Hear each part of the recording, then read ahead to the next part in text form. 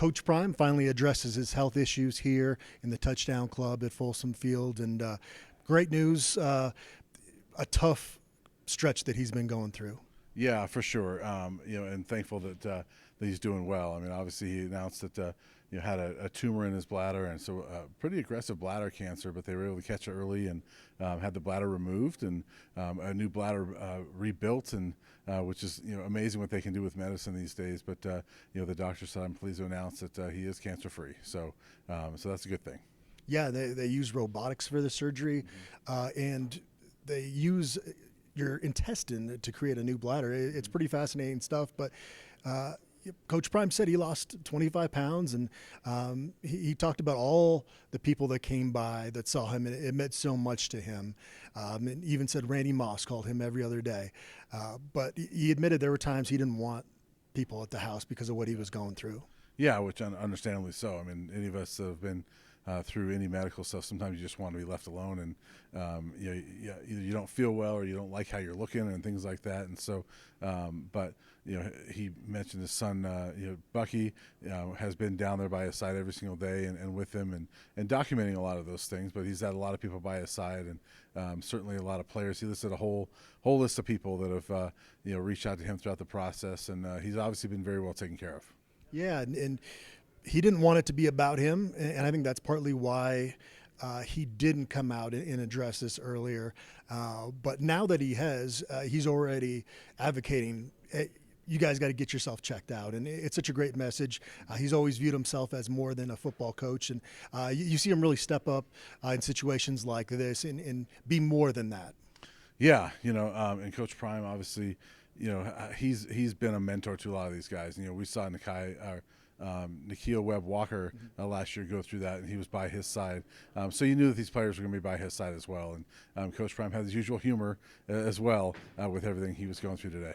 Yeah, anybody that is interested in CU football, they should watch the whole 40 minutes of the press conference because it was pretty insightful from the medical side, from just him being vulnerable up there, and also just the relationship he has with Lauren too, an assistant athletic trainer, and she's been through so much with him, and I asked her about just the resiliency because a lot of people would get discouraged if they've had to go through as much medical stuff as he has, and certainly his faith plays a big role in him overcoming that. But it's been impressive. Yeah, I mean, I think they said 14 surgeries just since he started coaching at Jackson State, which has only been 3-4 years. So, he said more surgeries post playing than when he was a player. Which is probably, if you're going to play that long, maybe that's going to be standard for a lot of these guys. But he's been through a lot, and he's like, look, he goes, I'm already have 8 toes, so I'm already had a lot of lifestyle changes, and now there's this, and so certainly he went through a lot of those and was very open and honest with us, and a lot of stuff that people wouldn't share, just with he has trouble peeing right now, things like that, and that he.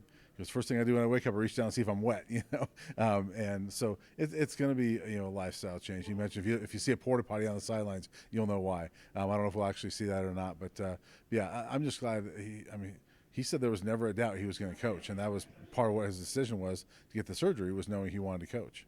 There were still rumors coming out minutes before his press conference. That was a little disappointing, but it's nothing new on this beat. It's like there's no repercussions for some of these outlets that just throw anything out there. Yeah, there were a lot of people. Sources say he's going to step down from coaching, and he clearly has no intentions of doing that. And is clearly excited about coaching this year's team, which is a good thing. I'm curious to see how it works with the lifestyle change he has now. And but he's clearly he was himself. In a lot of ways today, and he's going to be very aggressive going after victories this season. Yeah, even more so than at Big 12 Media Days, when even he was kind of admitting that he was working a little bit of that media rust off after going through this procedure. Got a chance to meet the team yesterday. Some new faces that he hasn't seen, since he was here before, and they're going to have their first practice. It sounds like on Tuesday, and so we're getting into camp.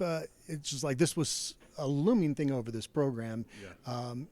With it being very good news, promising news, we can kind of move back to football now. Yeah, and I'm guessing that's what he wants to do. I think that's part of why today was the way it was. Like, let's get this out of the way. Let's talk about it. Let's move on and have some football. And I think you and I are excited for that as well. I mean, there's a lot of exciting things with this football team.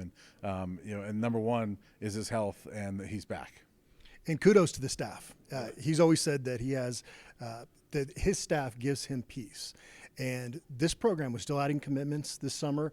They were a little bit behind the 8 ball in terms of overall commits with some other Big 12 programs, but how many times have we talked about prep recruiting is not the main thing with this program. It's going to continue to be more transfer heavy. So this program, and Andrew Swayze and his staff did a great job too, seem to keep moving through. And I was asked on an interview here recently how much I think this is going to impact the team, and I don't think it will, wins and losses, because you've now got enough time during camp to kind of get everything together. Yeah, and look, this I've said to a lot of people, I mean, if the head coach is going to be gone, the summer is the time, because that's when they rely on the strength and conditioning staff anyway. They did their work. Now it's time for the coaches to get back at it, and let's get to camp. And he's here for that. And so they got a month. I think today's July 28th. They got a month and 1 day until a game, and I think they'll be ready. Yeah.